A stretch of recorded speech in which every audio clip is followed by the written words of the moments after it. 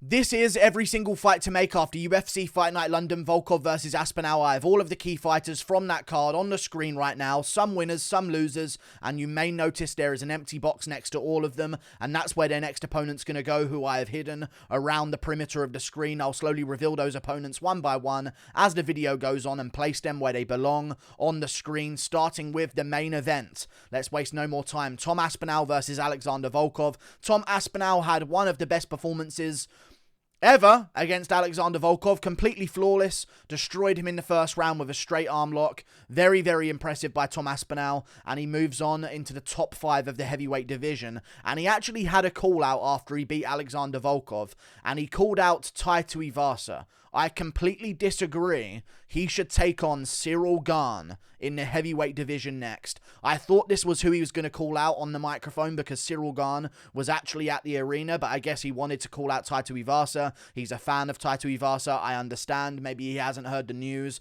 that the UFC are looking to do Stipe Miocic versus Tai Tuivasa. But either way, him versus Cyril Gane makes ultimate sense. He was talking about fighting Tai Tuivasa in London again whenever the UFC comes back to London. Apparently Dana White told him that the UFC was going to come back to England at some point or London before the end of the year, and he wants to be the main event on that card. And don't get me wrong, I'd love to see Tai Tuivasa versus Tom Aspinall in the UK. However, Cyril Gane is from Paris, France. Just over the English Channel. Just neighbouring us nearly. Why not make Tom Aspinall versus Cyril Gane England versus France in UFC London in September? It makes all the sense in the world. Now, I do understand maybe Cyril Gane wants to be a little bit more active and doesn't want to wait until the next event in the UK for the UFC. So I could understand it when it comes to that. Maybe Cyril Gane's going to end up taking the Miocic fight a little bit earlier in June or even like July or something like that, International Fight Week. But if they're coming back to the UK in September or August or something along those lines, we've got to do Tom Aspinall versus Cyril Gane. That's the matchup I want to see next. I do believe Tom Aspinall would destroy Tai Tuivasa. I don't need to see it. I think he'll destroy him relatively easily. I don't know about Cyril Gane. I think he'll probably beat Cyril Gane as well, but it's way more interesting to me as a matchup. I'd love to see those two strike with each other. Now, probably Tom Aspinall's going to try and grapple with him, but that'll be a good way for Cyril Gane to prove that he's worked on his takedown defense since the Francis Ngannou loss and actually bounce back against a guy that can grapple very well in Tom Aspinall. So let's make that matchup next. Moving on to the loser of the main event, Alexander Volkov. This is a no-brainer for me. Another guy who lost recently is Derek Lewis, and they have history. There is some beef there as well. Alexander Volkov was beating him the entire fight long. Derek Lewis lands a KO blow with a couple of seconds left in the fight. Make it again. The rematch. Alexander Volkov, Derek Lewis 2, main card of any pay-per-view, or a Fight Night main event. For Derek Lewis, I'm sure he would rather a main card of a pay-per-view so he doesn't have to go 5 rounds if he doesn't have to. So let's do that then. Alexander Volkov, Derek Lewis, perfect matchup in the heavyweight division. They're both similarly ranked as well, both coming off losses, and you kind of have to put them against really good contenders. It's not like Alexander Volkov's now going to be looking at, give me your Gusto Sakai. You know what I mean? Like, it's not that kind of division. So let's do Derek Lewis, Alexander Volkov, the rematch on the main card of a pay-per-view. International Fight Week, August pay-per-view, whatever they want to do, I'm down to watch it. The storyline's there. Let's make that matchup happen. Moving on to the co-main events. Arnold Allen defeated Dan Hooker by first round KO, like I predicted. And he is now moving on to big names in the featherweight division. He called him out. It makes all the sense in the world. I've misclicked. It's Calvin Kattar. Let's be real. It's Calvin Kattar versus Arnold Allen. Max Holloway is probably guaranteed a title shot no matter what happens with Volkanovski versus the Korean Zombie. Zabit's coming back soon. I don't know who he's going to take on, but we'll see. There's rumors of Brian Ortega versus Yair Rodriguez. I doubt they're going to have Zabit come back and fight Calvin Kattar because that's the guy he last fought before he took his absence a couple of years ago. So unless it's Arnold Allen, it's probably going to be Arnold Allen versus Calvin Kattar, I would imagine. And they're on reasonably similar schedules. Arnold Allen took no damage, beat a guy in the first round. Calvin Kattar had a 5-round battle back and forth that he won against Giga Chikadze quite convincingly, even though it was a battle back and forth where he still took his knocks. So he's going to want some time off as well. Arnold Allen's going to want a little bit of time off. So International Fight Week, Fight Night main event, Arnold Allen, Calvin Kattar with a great co-main and other fights on that card as well. I'd like to see that happen. I think it'll be a great matchup. Let's get those two together. They both got really good boxing, and I think it'll be a guaranteed fight of the night kind of performance, and that's what we're looking for. Moving on to another guy who lost in the co-main event, Dan Hooker.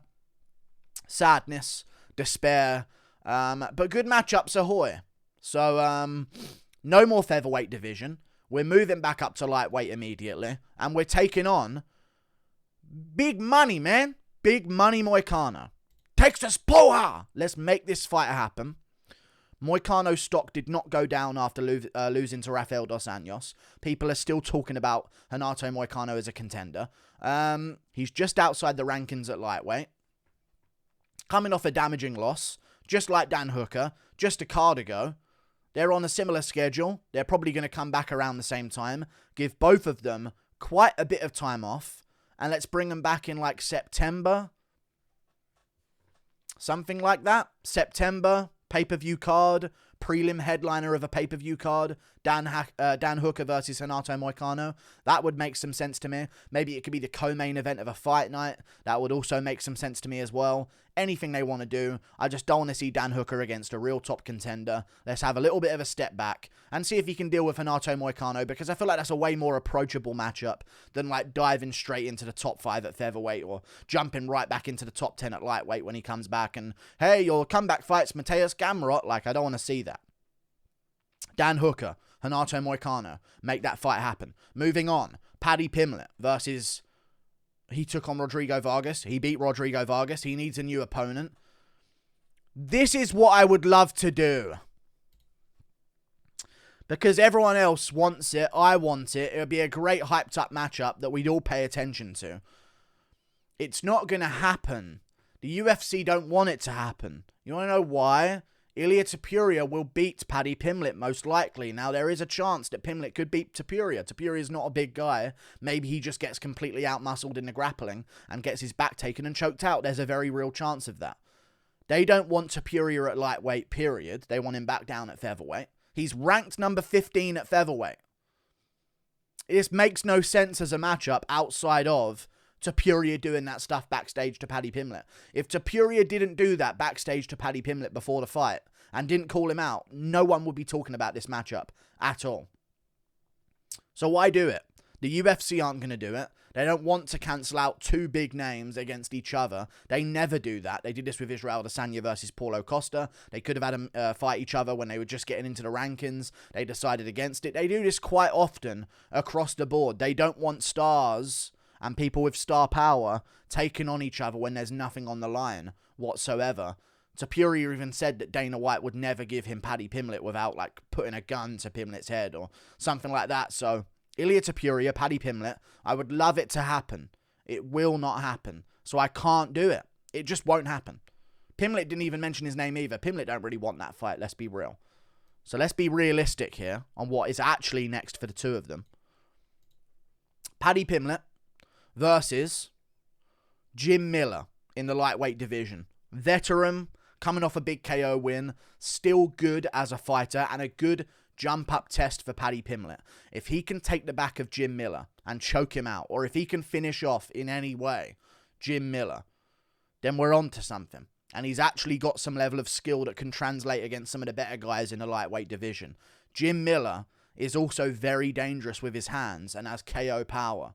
So there's a very good chance he could catch Paddy Pimblett on the chin and get him out of there. When Paddy Pimblett fights someone next, he's going to be way up the card, okay? Probably the co-main event. He might even be a main event, Dana White said in the post-fight interviews. He said he doesn't mind the idea of doing Paddy Pimblett as a main event, maybe in Liverpool at some point. Who knows, because he knows it will sell out regardless of where, of who he puts him against. But either way, you have to have a reasonable veteran name and a recognizable name that can go with Paddy Pimblett in these co-main event, feature fight, main event slots that he might be in moving forward. He might be on the main card of a pay-per-view moving forward. International Fight Week, main card of a pay-per-view. You've got to put a known name against him. You can't have some random can on the main card of a pay-per-view or the co-main event of a fight night. You've got to do Pimblett versus Jim Miller. Makes sense to me at lightweight. Let's make it happen. And for Ilia Topuria, you are too small for lightweight. I'd love to see him do demolition jobs on unranked lightweights, but he's a number 15 ranked featherweight. I was looking forward to him becoming a champ at featherweight. I said he would become a champ at featherweight. What happened to that, Ilia Topuria? Move back down. You had one bad weight cut, okay? You're not big for the division in any way. You're not even really that big for a featherweight at all. Make weight, you bitch, okay? Stop looking at unranked lightweights. You're number 15 at featherweight right now. Edson Barboza is the matchup I want to see next for Ilia Topuria. Coming off a loss right now, understandable. He fought a grappler. Ilia Topuria can grapple, but he likes to do some stuff with his hands as well. And I think that Edson Barboza isn't really in a negotiating type of position right now. He's on a losing streak. Doesn't really have much options, so he kind of has to risk his ranking spot against a guy coming up, and that's Ilia Topuria. And I truly believe, if you offered Ilia Topuria, Edson Barboza, or Paddy Pimblett, as much as he says he wants to hurt Pimblett, he'll think, fuck, that's my ticket into the top 10 at featherweight. I can get a top 10 spot, I can look for a top 10 opponent, and then after I beat that top 10 opponent, I'm looking for a title elimination bout. So, Paddy Pimblett is a no-go for Ilia Topuria. They don't want to make that matchup. They won't make that matchup. Topuria versus Edson Barboza is what makes sense to me. Moving on. Paul Craig got a big win on the prelims.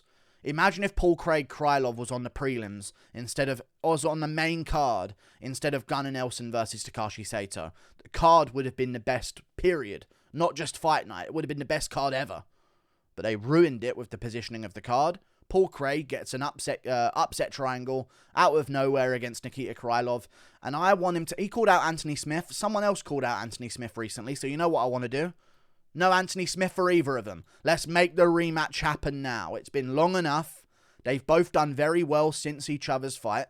Paul Craig subbed him in the very last second of the fight. He was losing that fight unanimously. He had his moments. Like, it wasn't like a one-sided beatdown. Like, he did actually have some moments in that fight against Magomed Ankalaev. Ended up on top in some moments. Landed some decent strikes. But he was losing clearly against Magomed Ankalaev. It wasn't like Ankalaev was destroying him bell to bell. That's just not the case. But it was a clear win for Ankalaev if it were to go to a decision. And he, won it very clearly. Paul Craig, Magomed Ankalaev. If we don't do this now, there is a very good chance that Craig loses very soon with the style that he has. Okay, there's only so many Hail Mary upset victories you can get before all of a sudden it don't work out for you. Paul Craig, Magomed Ankalaev 2, because I want Magomed Ankalaev to have a perfect legacy if he's going to join the top 5 of the light heavyweight division. And he needs to clean up that loss of Paul Craig. I would really hate it if there was some instance of a future where Magomed Ankalaev was a dominant light heavyweight champion, but he's not undefeated because of that one loss to Paul Craig years and years ago, and it ruins his legacy. Magomed Ankalaev, Paul Craig 2, it's good for both of them. And for Anthony Smith, see if Rakic wants to fight a bit sooner than waiting for Blachowicz. Be ready for anyone to fall out of Yuri versus Glover, Paul Craig versus Magomed Ankalaev, Jan Blachowicz versus Alexander Rakic. There's going to be people falling out of these matchups, so why not look to take on them instead of looking to take on Magomed Ankalaev? And honestly, why would you really want to take on Magomed Ankalaev? So leave that for Paul Craig. He's beaten before. He should be ranked very near him. Let's make the rematch happen. That's what I want to see next. Moving on. Molly McCann got a big spinning elbow victory over Luana Carolina. Her next opponent should be Marina Moroz. Got a victory very recently on a UFC card. She's also a women's flyweight that's unranked. Molly McCann arguably hasn't earned a ranked opponent yet, so let's give her Marina Moroz, see how her takedown defense is. Marina Moroz is a very good grappler. Decent on the feet. I reckon Molly McCann can win that matchup, and I think that's probably the matchup they'll go with next because Marina Moroz, similar schedules, just got a win recently, didn't really take too much damage. Same story with Molly McCann as well. Turn them around in about 4 months. Fight each other.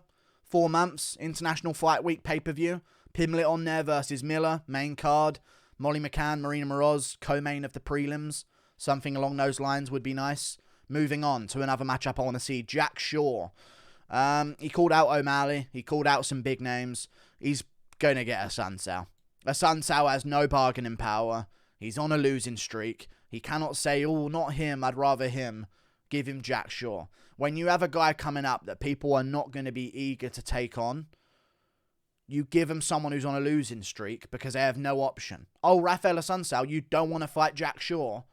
Oh, then you're out the UFC. We don't need you anyway. You're on a losing streak. You have no bargaining power here. We decide what you do. We could cut you right now if we wanted. Oh, you do want to fight Jack Shaw? Oh, interesting. You're fighting Jack Shaw. Jack Shaw, Rafael Assunção. Give him a true veteran who's very good. See if he can make a name off of him and put him on like the main card opener of a fight night or something like that. Put him on the main card of something. Jesus. I saw him on the prelims again. I understand UFC London was stacked, but I wanted to see Jack Shaw finally get his position on the main card in a big spotlight fight. So do him versus Assunção to open up a main card of a fight night. That would make sense to me. Maybe you do Arnold Allen, Calvin Kattar, main event of the fight night. Co-main event of the fight night, you do something like Ilia Topuria, Edson Barboza. Main card opener of the fight night, Jack Shaw versus Rafael Assunção. Fill in the gaps, and we're sorted. Like and subscribe. Thank you for watching. Click that button up there. Toodle pip. I'll see you later. Goodbye.